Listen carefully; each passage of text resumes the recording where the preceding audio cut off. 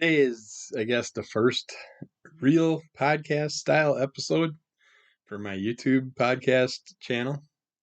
I've been putting like comic book reviews and previews and stuff like that into it. But as far as the regular episodes where I talk about whatever nonsense I feel like, that is just happening now. I don't think I've put anything similar out prior to this on the video version. But we're gonna try and put out at least one of these a week. I haven't decided what day or when I'm gonna do it, or if I'm gonna do multiple days or what yet. Uh, I'm gonna separate it. Whereas my old audio podcast, I used to do the comic reviews also during the podcast and talk about health stuff and MS related stuff and things like that. But I'm gonna change it up and just talk about whatever I feel like each episode, and let's go from there. See what I come up with. Who knows? I do not prep stuff. I don't have layouts or anything like that. So hopefully there won't be a bunch of pausing. Really wish I'd find my stupid microphone stand. I I can't find it up here, and I don't see it downstairs. I don't know where I set it. It's got to be hiding behind something or in a box somewhere. But it's really annoying having to hold the microphone, or I set it on me and it keeps sliding down. But audio works better with the microphone than without. So I prefer to have it plugged in. But I did get a new Spectrum setup, but it was kind of weird because they sent me another tower plus a little module that's supposed to bounce the signal around the house easier and give me a better signal like downstairs when I'm running it, because since I moved the main uh, Wi-Fi router or whatever you call it up here on the first level, my Saturday Crimson Color Comic Club podcast episodes have been getting cut off or freezing, pausing, stuff like that. So I had to move up here, which kind of sucks on Saturdays because you never know who's going to stop over or whatever. And it's just to be able to do that in the basement. So I'm going to hopefully get that set up today. Try and figure that out. Figure out what if I have to replace my main unit with the new one that they got, or what's going to happen. But we will find out as we do it, which also sucks because I also did break down and picked up a MetaQuest VR because they had it for $50 off. So I got a brand new VR system for 200. It's like been wanting one for a while. I was gonna pull the trigger on a PS5 or the new PS PlayStation with VR set up if they came out with something new, but their units are Christ, $700 by the time you get the PlayStation and get the VR set up and everything else. You're looking at a minimum of probably $700. So that was a no-show. That wasn't going to happen.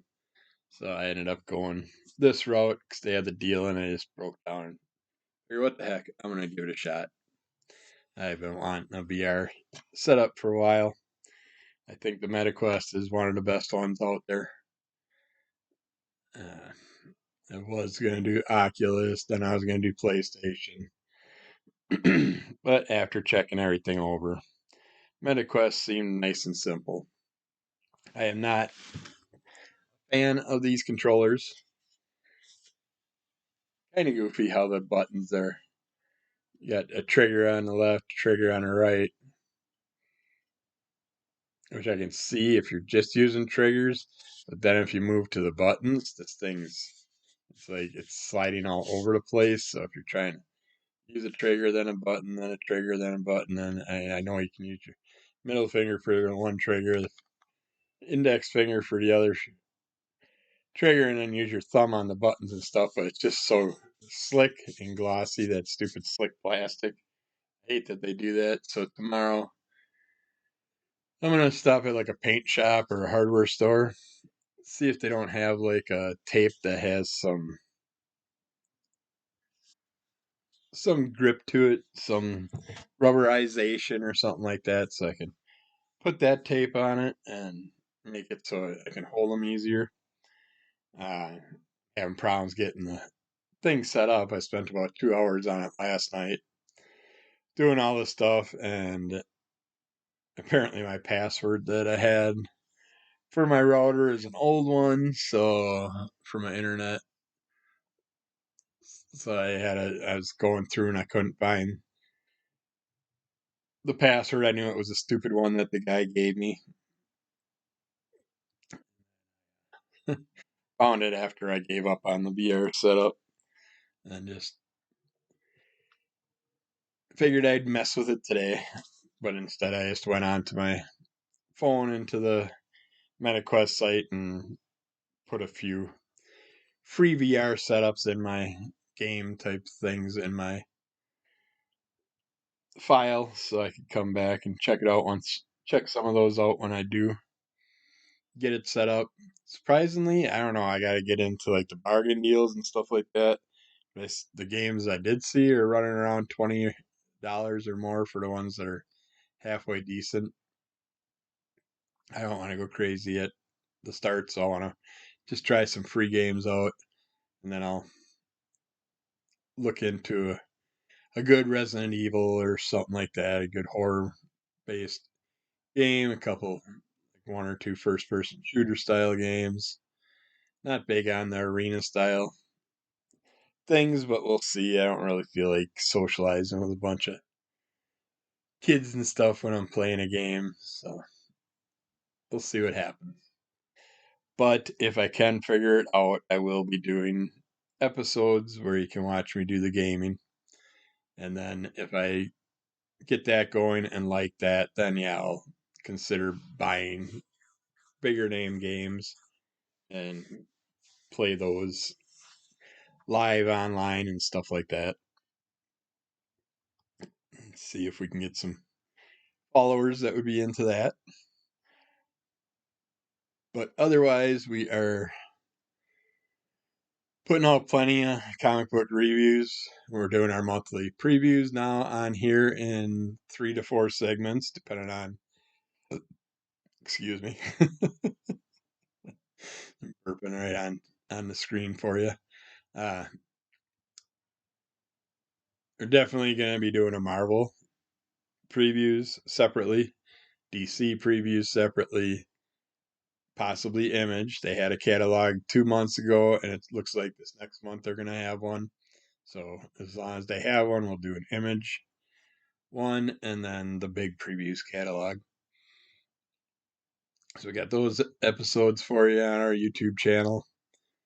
Got tons of reviews. Been slowing up on some of the unpackings, but we do have more Kickstarters on the way that we'll be getting soon.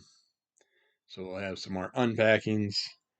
It is the beginning of April, so 4 weeks from now, 4 or 5 weeks from now is Free Comic Book Day. We will be taking that date to go around to, I'm not sure. I was going to, well, they have the Madison Mighty Con is the day after Free Comic Book Day on May 5th. I think May 4th, May the 4th be with you, is Free Comic Book Day this year. Really not sure. Not sure which direction I'm going to go yet. More than likely, we're going to go back north, hit our Appleton, Oshkosh area comic shops, Fond du Lac area. That gives us 5 shops to stop at. But at the last Lucky Dogs con, I ran into a seller there that has a shop in Green Bay. I think I actually got his card. Yeah, Powers Comics in Green Bay. And he said that he has a variety of Married with Children comics at his shop, which I've been trying to get the ones I'm missing. They're hard to find. It's like everybody's like, "Oh, I used to have them. I can't keep them on hand when I do get them." So it's like, if he's got some, I might go check those out. I just don't know if I want to drive all the way to Green Bay, but it's not that far past Appleton, and we could hit Green Bay, Appleton, and maybe skip Oshkosh. Although Oshkosh last year had the drawing competition and stuff like that, had a variety of other fun things, but the shop was just so packed that, yeah, who knows?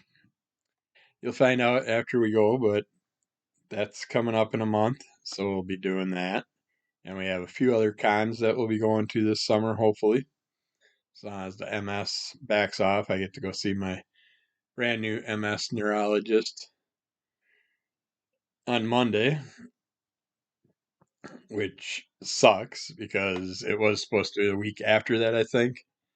And the doctor had something going on, so they had to change it to Monday, which just happens to be the day of the solar eclipse. That you don't get many of those in your lifetime. So I wanted to be around for that because it's supposed to happen between like 2:30 and 3:30 in the afternoon. And it'll probably be cloudy around here, so we probably won't get a good view of it anyways. So I'll go on the NASA site and watch it. They're going to do a special thing where they're going to show the eclipse from all over the world, different spots. So I will definitely be checking that out to get the good views of everything, but nice clear views. But my appointment's at like 1 or 1:30 in Milwaukee that day. So by the time I get out of the appointment, the eclipse will just be starting to happen. And I'll have to drive home in it. But the nice part is the hospital that I go to is it's got quite a few floors. So what I might do is just I'll park in the parking lot on the top floor of the parking structure, which I think's like 10 stories. And then I could just sit up there when I get out of my doctor's appointment, watch the eclipse, and then head home after. And that'd be an awesome spot to sit and watch the eclipse from, being on top of a parking structure. So just depends what the weather's like. I know they're talking later that in the evening there's going to be some rain rolling in. So hopefully the clouds will stay away and I can catch that. But that would be Monday.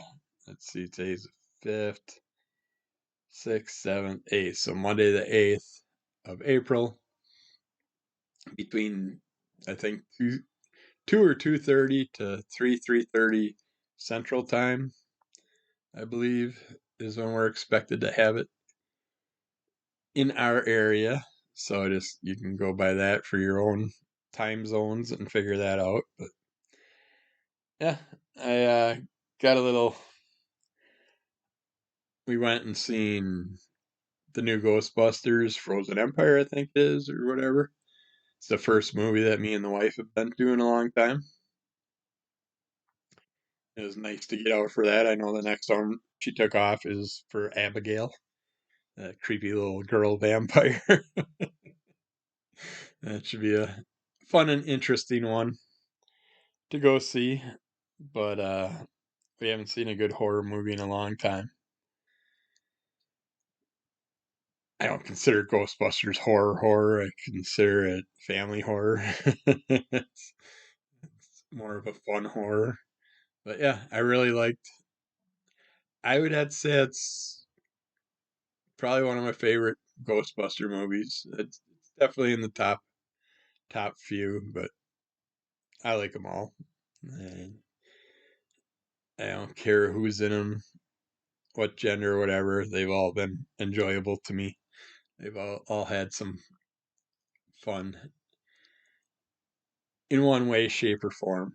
But yeah, this is another great Ghostbusters movie. It was nice seeing a good variety of Ghostbusters in it, seeing all the old gang back and all that stuff. But, I do. I'm gonna probably check out the new Roadhouse this weekend. Conor McGregor's in that, and it's him and Jake Gyllenhaal, I think. But yeah, that should be a good one. I tried to watch Dune again. I'm sorry. I wish someone could explain to me what they enjoy from that movie. 'Cause no one's giving me a good thing other than they either love it or hate it or don't care for it. And I've tried to watch it, never made it more than like 15 minutes, half hour into it every time I've watched it, where I got so freaking bored I couldn't do it. This time I pushed myself. So far, I think I've turned it on 4 different times, and I'm down to the last 15 minutes. I still haven't been able to finish that off. Maybe I'll do that tonight. Finish those last 15 minutes. But God, is that boring? I mean, come on. I mean, the whole concept about the giant worms, and 2 hours in, 2.5 hours in, I'm like, where are the freaking worms? It's like, I mean, at least Tremors shows you the worms. That's a good movie about giant worms. These things are. We finally get to see the fleshlight mouth uh, at the last 20 minutes of the movie or half hour of the movie. And then they had some popcorn bucket. I didn't get to see what it looks like. I suppose I could go online and look at it, but everybody says it looks like a giant fleshlight, the old sex toy from back in the day. But I'm sure it's just the bucket with the old mouth with all the teeth on it. Uh, but the one character I actually did like dies the first hour of the movie or so, which is a bummer. And then you got Batista, which makes his grunting and groaning speeches, a couple little speeches, and he doesn't do much of anything. I thought he'd have a big part in it, maybe in the second movie. I don't know. I don't know if I can bring myself to even try to watch the second one after spending so much time. I mean, it's been how many years that I've been trying to watch this damn movie and understand why anybody likes it. But I guess if you're a Lord of the Rings fan, another very boring freaking flick. I like moments of it. I like characters from it, but the movie itself, the timeline and all that, it's just so boring to me. And everybody I know that's into Dune or Doctor Who are also into that, the Lord of the Rings and stuff, and they all are in the same world to me as far as boredom.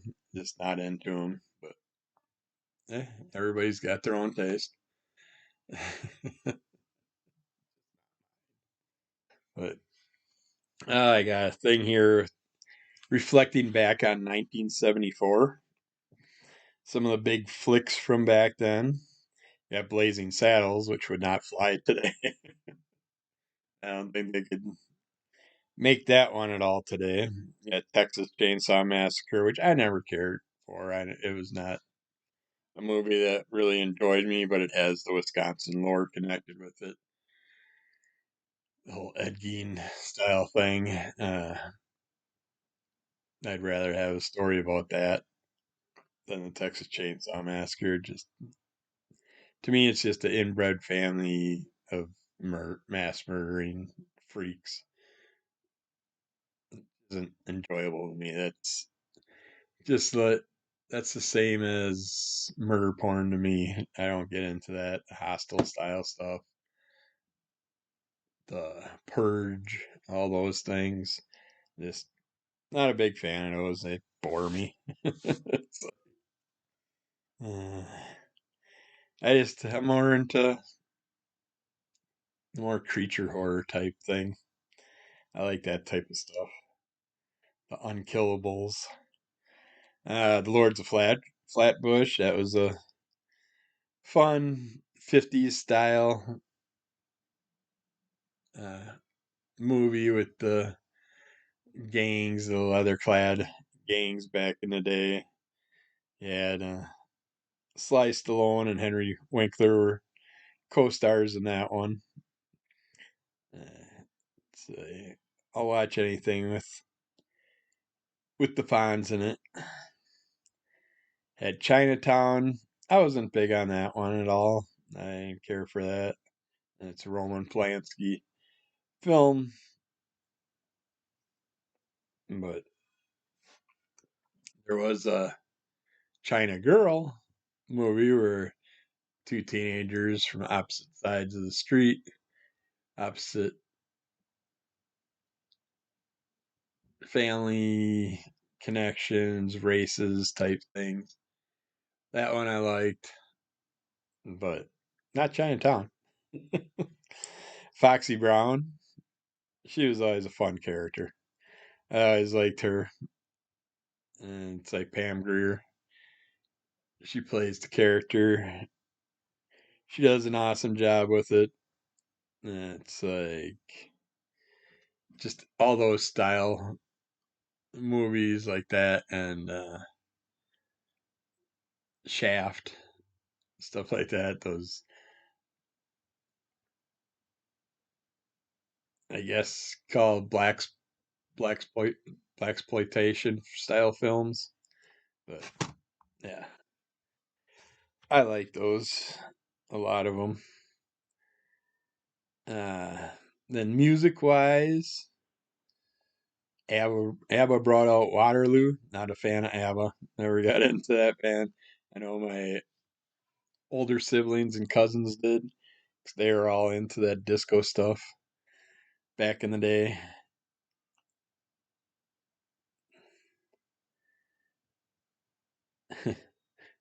Kiss. They have the debut album. Your Chris was the only member of the group who hired a makeup artist for the photo shoot of the cover. Everyone else insisted on doing it themselves. Well, you would think so, and they'd done it so many times. And Peter Chris just he was more of the sparkly, look good type character. But that was before the conflicts all started. You had Rebel Rebel by David Bowie, who wrote the song for an unmade musical about Ziggy Stardust. It was the last single Bowie did in his distinctive glam rock style. And if you want more David Bowie style stuff, Michael Allred does an awesome. I think he's the one that did a tribute book style to David Bowie. I'm almost positive it came out within the past 2 years, a newer one at least. So check that out if you're looking for something enjoyable that's related to David Bowie. And Allred always had that David Bowie style feel to his characters. John Denver had two songs hit number one on the charts in 1974, which was Sunshine on My Shoulders and Annie's Song, which I couldn't tell you how either one of them go.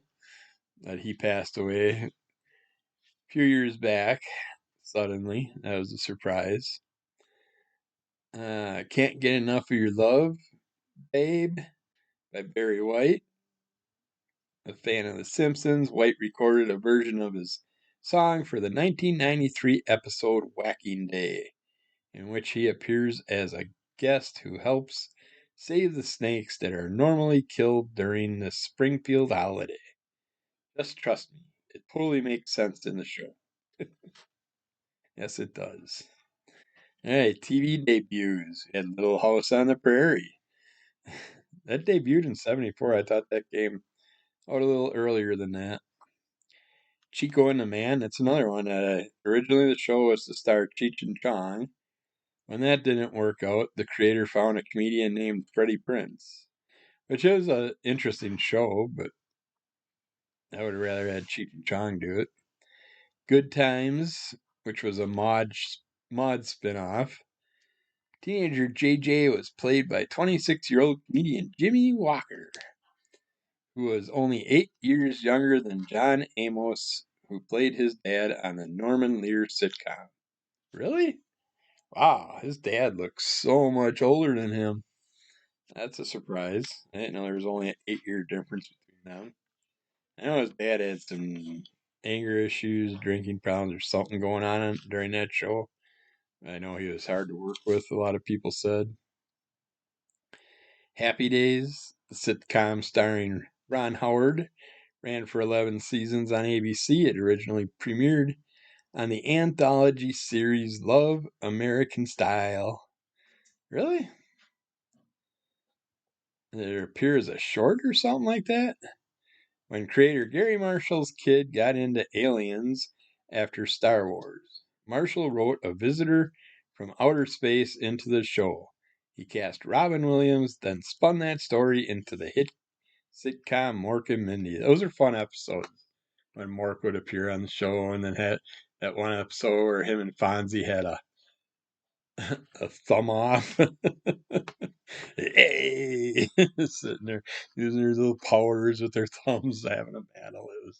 It was funny. They got if you want to catch up on Happy Days at all, and Laverne and Shirley and stuff like that, they have a Happy Days channel on Pluto, which is the app that you can get for free. You can get that channel on there. Tony Orlando and Dawn, when divorce ended the Sonny and Cher comedy hour, CBS replaced it with this show. Tony Orlando never divorced Dawn, though, since it was not a person, but the name of his group. So he's not going to divorce the name of his group. I don't know. I couldn't even tell you what Tony Orlando and Dawn was. I never heard of it. The Rockford Files. That was a alright crime style show.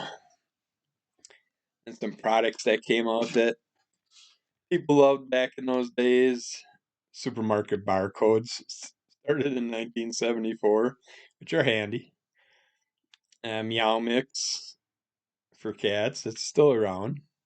The Volkswagen Golf.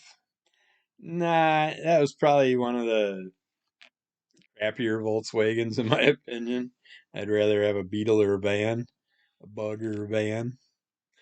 History was made with Richard Nixon's resignation in the first Gallup poll after Gerald Ford pardoned Nixon on September 8th.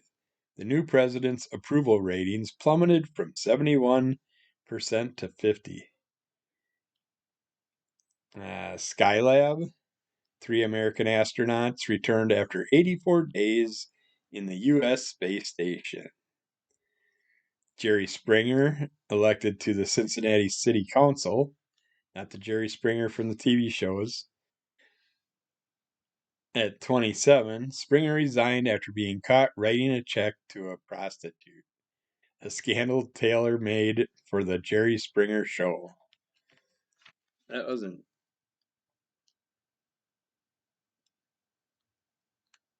Yeah, I don't think. Yeah, I think they just say that would work out good in the Jerry Springer show. That's not the actual Jerry Springer, I don't think. Ted Bundy. He killed at least 11 women in Washington and Utah that year, in 1974. Earlier, he had been on Seattle's Crime Prevention Advisory Commission.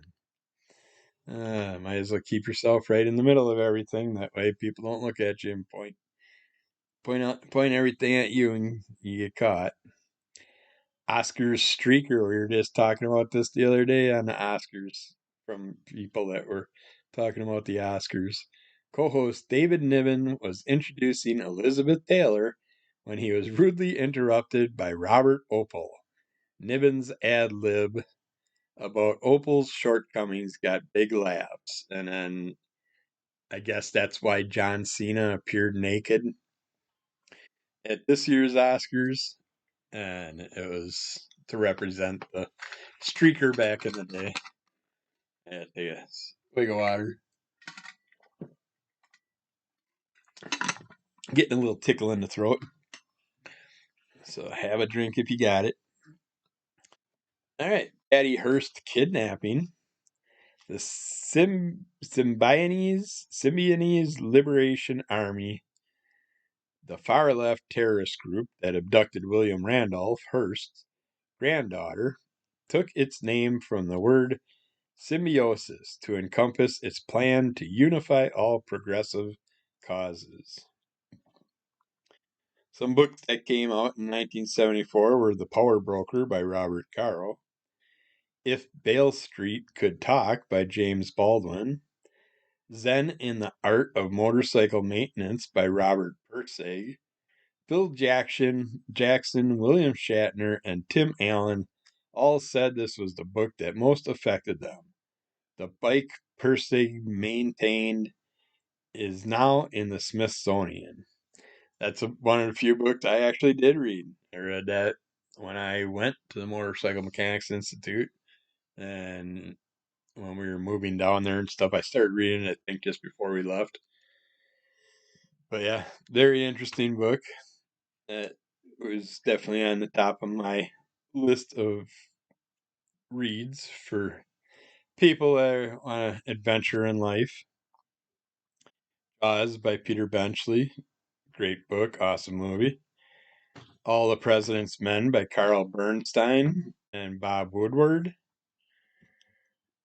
And then we got Tinker Tailor Soldier Spy by John le Carre, which I know the name of that, but I haven't heard anything. And then we got Culture Shaping Launches, which are like things that came out relating to the culture at that time. Like High Times, the magazine came out. That was the first period. I thought that was also in the 60s. I thought that came out late 60s. We got Dungeons and Dragons. Again, surprising that that came out in, oh, no, 74 is about that time period. Nerd alert. Players include Stephen Colbert, Vin Diesel, Patton Oswalt, Drew Barrymore, Audrey Plaza, and Elon Musk. There's lots of people that I can think of that were into that. Great Adventure. 3 years after a Warner Brothers Scion built this amusement park in New Jersey, it was brought by Texas Six Flags, or bought by Texas Six Flags. The Six Flags are the nations that once governed Texas. People magazine came out. Tommy John surgery following his innovative ulnar collateral ligament reconstruction. John pitched until he was the oldest player in the league, tying the record for most seasons in the game. At least 1 in 4 major league pitchers now has the injured. Now has the surgery. I got injury in the brain. Sports. Rumble in the Jungle, his most watched sporting event. Yeah, that was a huge thing for boxing, a huge moment. Muhammad Ali debuted his rope-a-dope tactic in Zaire to beat the favored George Foreman by knockout. Hank Aaron breaks Babe Ruth's run record after ending the 1973 baseball season. 1 homer shy of Ruth's lifetime record. Aaron received so many racist death threats that the Atlanta Constitution rewrote his obituary. Undaunted, he finished the job the following year, tying and then surpassing Ruth. So I still got my Hank Aaron baseball card from back around that period.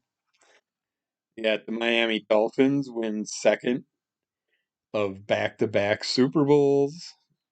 Lou Brock breaks season record for stolen bases. Frank Robinson becomes Major League Baseball's first black manager. 74, that was pretty good. I know it was a very harsh times. I'm sure he went through all kinds of shit. That Evil Knievel tries to jump the Snake River Canyon in Idaho. He does not succeed, though he survives. In 2016, stuntman Eddie Braun makes the jump successfully in replica of the rocket Knievel used. I watched both of them, and yeah, I'm never a fan. And I liked Evil Knievel's toys, but Evil Knievel himself, he's kind of drunken dick. And we met him when we were out in Montana and stuff. But some beginnings. Jimmy Fallon, as a kid, he and his sister Gloria would act out Saturday Night Live sketches with friends. Amy Adams, an army brat, she was born to American parents in Vicenza, Italy. Her mom was a semi-professional bodybuilder. Her dad was a nightclub singer. Then we have Mahershala Ali. His mom and maternal grandmother were Baptist ministers. He converted to Islam. His father won $2,500 dancing on Soul Train. That's some good money for dancing on Soul Train back in those days. I didn't know they got that much money. Got Leonardo DiCaprio when he was one. His parents separated. They moved next door to each other in Los Angeles to raise him. And for endings, we got Monty Python's Flying Circus. As the show ended in the UK, PBS started airing it here in the land of lumberjacks.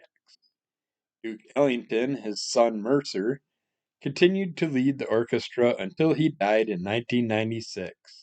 The group won a Grammy in 1988. Mama Cass Elliot, born Ellen Naomi Cohen, singer from the Mamas and the Papas, died at 32. I didn't know she was that young when she passed. And musician Harry Nilsson's apartment.